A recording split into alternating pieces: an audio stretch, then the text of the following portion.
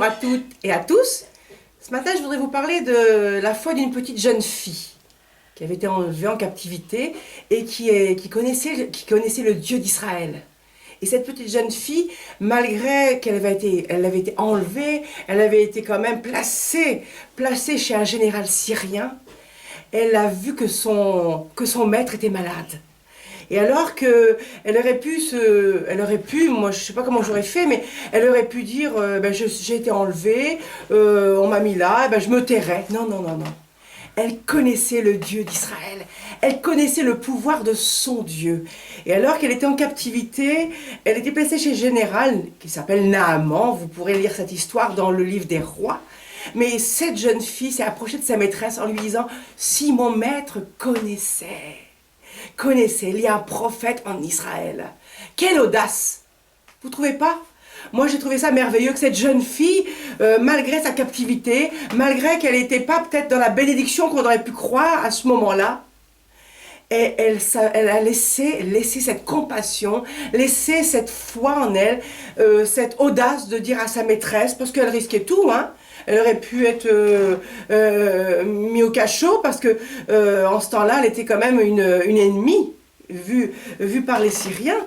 Elle a dit, si mon maître savait, il serait guéri. Et ça m'a amené à vous parler ce matin que quoi que vous traversiez, quoi que vous soyez peut-être dans une prison, peut-être que vous êtes placé là où vous n'aimeriez pas être en ce moment, mais vous pouvez être une bénédiction pour autour de vous. Vous êtes la bénédiction du Dieu d'Israël, parce que son esprit agit en nous, là où nous sommes, même si pour nous, nous ne savons rien, pour nous, on n'est pas utile, pour nous, on n'a pas grand-chose à donner, oui. On a toujours quelque chose à apporter, parce que celui qui est en nous est plus grand que celui qui est dans le monde. Et elle a l'audace. Et alors, la femme s'approche de son mari, lui dit l'histoire, lui dit qu'il y a un prophète, et il en parle au roi, ce général qui était aimé par son roi. Et il nous a dit, c'est drôle, hein, que Dieu avait mis sa faveur sur ce général. Pourtant, il était syrien et ne connaissait pas le Seigneur. Mais déjà, il était prédestiné à connaître celui qu'il guérirait. Et voilà que il s'explique avec le roi et lui dit, il faut, majesté, que je parte en Israël. Il paraît que je peux être guéri. Quelle audace aussi, ce Naaman. Alors le roi lui fait une lettre, hein, vous lirez ça dans le livre des rois, je vais vous dire même le passage, dans 2 Rois 5, l'histoire de Naaman, c'est extraordinaire. Vous voyez ce roi qui fait une lettre, et quand vous lirez, vous allez voir un peu la tournure des événements. Naaman n'est pas content, et le roi est furieux, il dit non, est-ce que c'est moi qui guéris, est-ce que c'est moi qui donne la vie et la mort? Il déchire ses vêtements, mais Élisée entend l'histoire. Le prophète de Dieu entend l'histoire. C'est ça que je voudrais vous dire, que Dieu entend. Dieu voit quand on va dans des endroits qui n'apportent rien. Dieu voit, on a un cœur, on va quelque part, on veut une bénédiction, on ne l'a pas parce qu'on n'est pas dans le plan de Dieu. Il vous faut être dans le plan du Seigneur, dans le plan de là où Dieu où il veut vous emmener. Et Élisée envoie son serviteur et dit, viens. Allez, va, tu vas te jeter 7 fois dans le Jourdain et tu seras guéri. Oh, la colère de ce grand général, comment on peut lui dire ça? Les eaux de Syrie sont le parpare, la Mame, sont aussi bien que... Et ses serviteurs s'approchent de lui et lui disent, écoute, si on t'avait demandé quelque chose de difficile, tu l'aurais fait. Mais là, il te demande, essaye. Et je voudrais vous dire ce matin, dans l'obéissance à la parole du Seigneur, qu'est-ce que le Seigneur vous demande ce matin?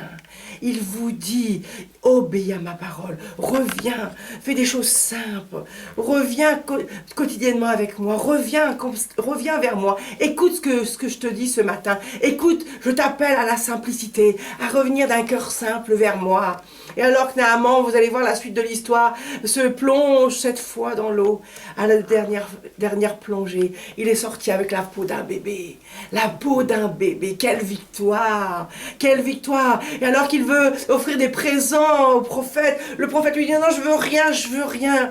Et Naaman lui dit, laisse-moi prendre de la terre, au moins que maintenant, la terre, je sais qu'il y a un Dieu en Israël. Là où tu es placé, tu es une bénédiction. là où tu es placé, peut-être comme même une femme à la maison, peut-être dans ton travail, peut-être avec tes collègues, ça se passe pas comme tu voudrais, peut-être dans ton environnement, ça ne se passe pas comme toi tu voudrais que ça se passe, mais tu es une bénédiction pour l'autre, tu es une bénédiction, tu as la parole de Dieu en toi, tu as la parole de la vérité, tu as la parole de la vie, tu as celui qui dit je suis, le grand je suis est en toi. Et alors que Naaman, cette petite jeune fille en captivité, peut-être que tu te sens captive. Combien de fois je me suis sentie faible, combien de fois je me suis sentie misérable et nue, combien de fois je me suis sentie pas à la hauteur face à ceux qui m'écoutaient.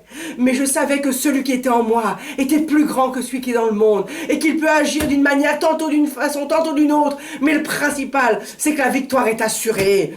Naaman était colère, le roi était furieux, certains seront furieux, déchireront leurs vêtements parce qu'ils vont pas apprécier la simplicité de cœur avec laquelle tu vas aller vers celui qui peut tout pour toi. Mais Naaman a obéi, il a obéi.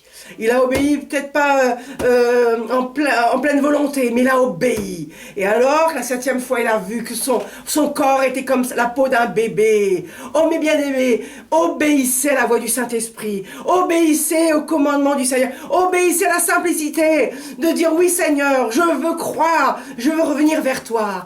Et tu verras ta vie revenir comme un enfant, complètement guéri de cette lèpre qui représente le péché. Et alors tu pourras à nouveau bâtir un autel à l'Éternel, parce que sachant qu'il y a un Dieu qui écoute, qui entend et qui guérit. Que le Seigneur vous bénisse, que le Seigneur vous encourage. Relisez l'histoire de Naaman dans le livre des rois et vous allez voir qu'une petite fille apporte le miracle à un grand général. Alors qui que tu sois, tu peux amener le miracle autour de toi. Sois béni. Seigneur, je te prie que les auditeurs ressentent ton amour, ressentent que s'ils obéissent, ils peuvent être guéris de leurs lèpres, de leurs péchés et être complètement libérés. Dans le nom de ton Fils Jésus, j'ai prié.